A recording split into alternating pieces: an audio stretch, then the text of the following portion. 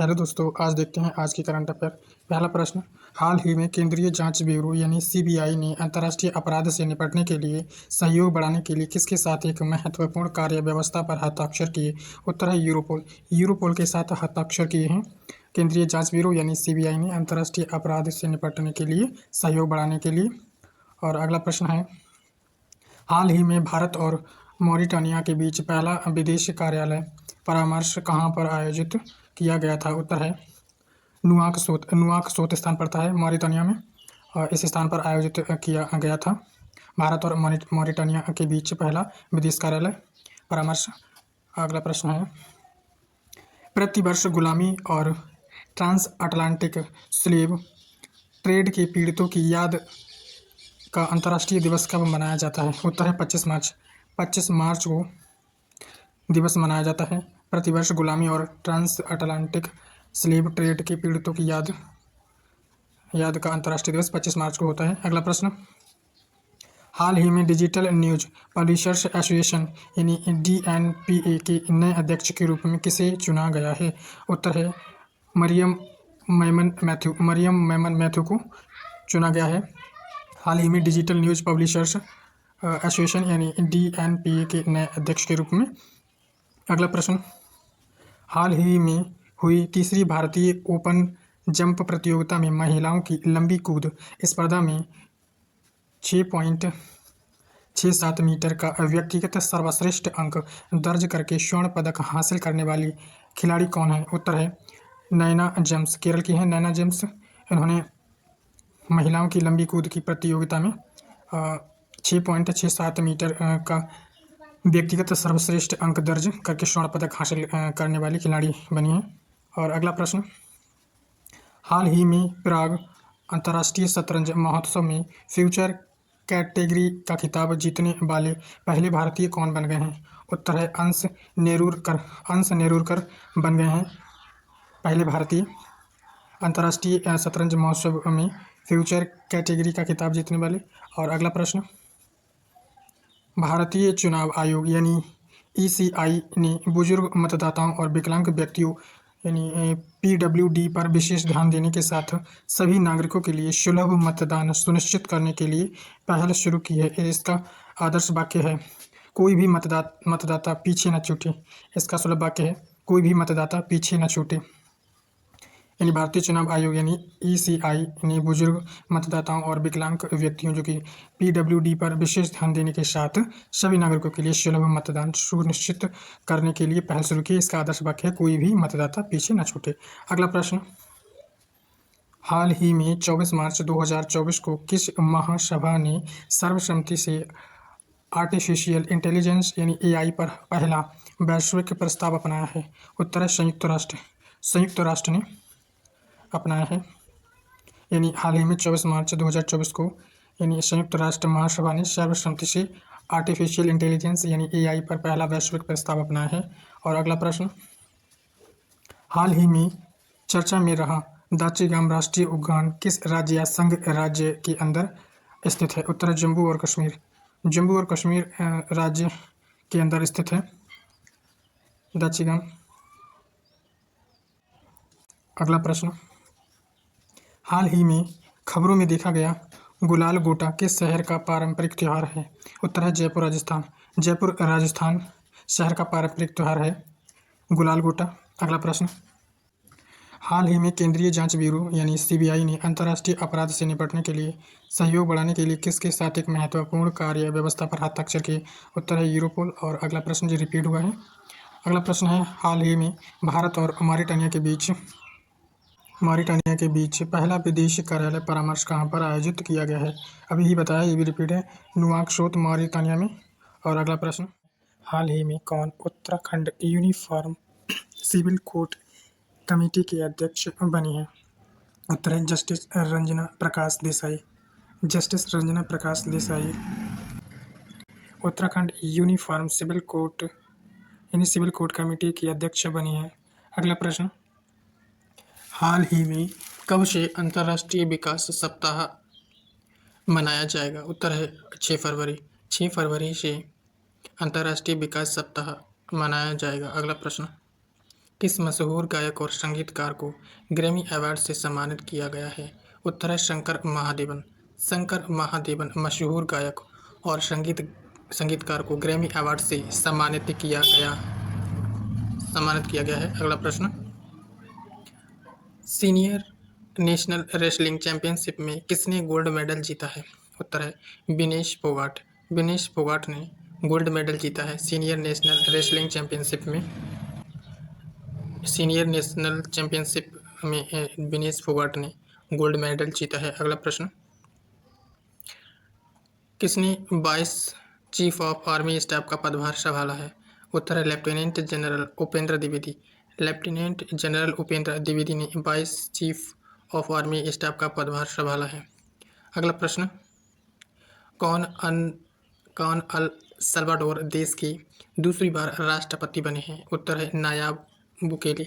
नायाब Bukele El Salvador देश के दूसरी बार राष्ट्रपति बने हैं। अगला प्रश्न, कौन नई दिल्ली के राष्ट्रीय बाल भवन में 2 दिवसीय उल्लास मेले का उद्घाटन करेंगे? उत्तर है केंद्रीय मंत्री धर्मेंद्र प्रधान। केंद्रीय मंत्री धर्मेंद्र प्रधान नई दिल्ली के राष्ट्रीय बाल भवन में 2 दिवसीय उल्लास मेले का उद्घाटन करेंगे। अगला प्रश्न, विख्यात धाविका पीटी उषा को किस सम्मान से सम्मानित किया गया है? उत्तर है लाइफ टाइम अचीवमेंट अवार्ड से। लाइफ टाइम अचीवमेंट अवार्ड है, इससे सम्मानित किया गया है विख्यात धाविका पीटी उषा को। अगला प्रश्न, उड़ीसा के भुवनेश्वर में बारामुंडा आईएसबीटी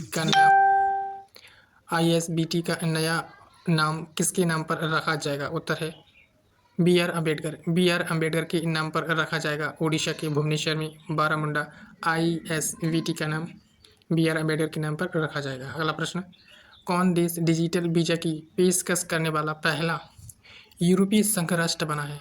उत्तर है फ्रांस। फ्रांस देश डिजिटल वीजा की पेशकश करने वाला पहला यूरोपीय संघ राष्ट्र बना है। और अगला प्रश्न है, भारत के सबसे बड़े थिएटर फेस्टिवल भारत रंग महोत्सव का कहाँ में उद्घाटन हुआ है? उत्तर है गुजरात के कच्छ में उद्घाटन हुआ है भारत के सबसे बड़े थिएटर फेस्टिवल भारत रंग महोत्सव का। अगला प्रश्न, हाल ही में किस तिथि को सुरक्षित इंटरनेट दिवस 2024 मनाया जाएगा? उत्तर है 8 फरवरी। 8 फरवरी को सुरक्षित इंटरनेट दिवस 2024 मनाया जाएगा। अगला प्रश्न, 5 दिवसीय विश्व रक्षा शो 2024 कहाँ में संपन्न हुआ है? उत्तर है रियाद में संपन्न हुआ है 5 दिवसीय विश्व रक्षा शो 2024। अगला प्रश्न, गुजरात सरकार ने 6ठी से 12वीं तक के पाठ्यक्रमों में किसके मूल्यों को शामिल करने का प्रस्ताव पारित किया है? उत्तर है श्री भगवत गीता, यानी श्री भगवत गीता का प्रस्ताव पारित किया है। गुजरात सरकार ने 6ठी से 12वीं तक के पाठ्यक्रम में श्री भगवत गीता के मूल्यों को शामिल करने का प्रस्ताव पारित किया है। अगला प्रश्न है, भारत के किस राजनयिक ने बिम्स्टेक के महासचिव का पदभार संभाला है? उत्तर है इंद्रमणि पांडे। भारत के इंद्रमणि पांडे राजनयिक ने बिम्स्टेक के महासचिव का पदभार संभाला है। अगला प्रश्न, आईसीसी टेस्ट रैंकिंग 2024 में किस भारतीय तेज गेंदबाज ने शीर्ष स्थान हासिल किया है? उत्तर है जसप्रीत बुमराह भारतीय तेज गेंदबाज ने शीर्ष स्थान हासिल किया है 2024 में आईसीसी टेस्ट रैंकिंग 2024 में।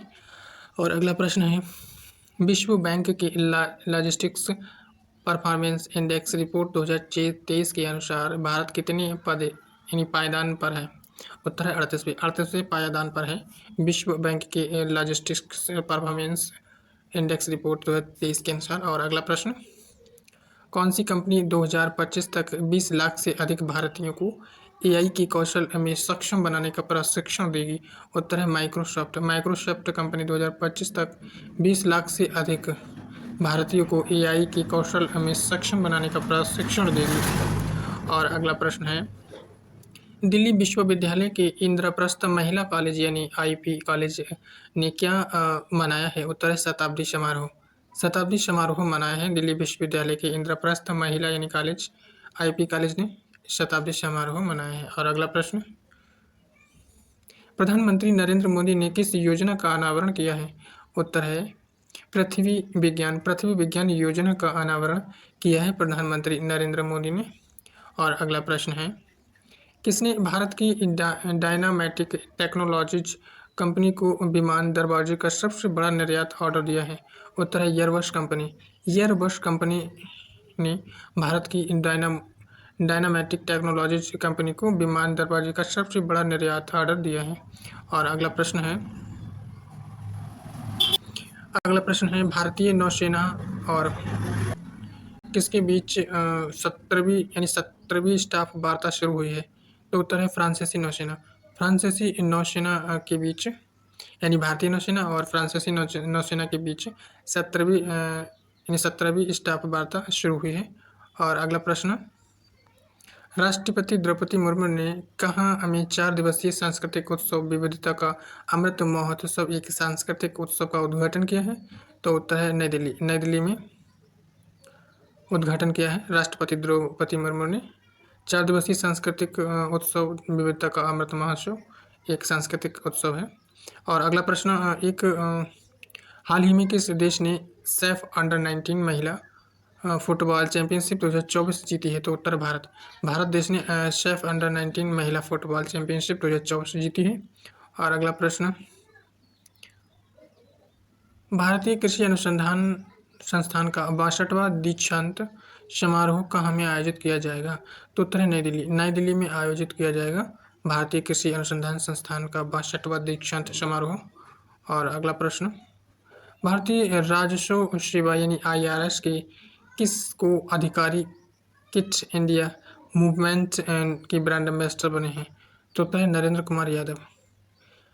कुमार यादव को अधिकारी फिट इंडिया मूवमेंट की ब्रांड एम्बेसडर बने हैं भारतीय राजस्व सेवा की।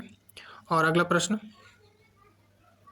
हाल ही में आदि महोत्सव 2024 का आयोजन कहाँ में किया जाएगा? तो उत्तर है नई दिल्ली में आयोजन किया जाएगा आदि महोत्सव 2024 का। और अगला प्रश्न, 7वें हिंद महासागर सम्मेलन का आयोजन कहाँ में किया जाएगा? तो उत्तर ऑस्ट्रेलिया में किया जाएगा 7वें हिंद महासागर सम्मेलन का आयोजन।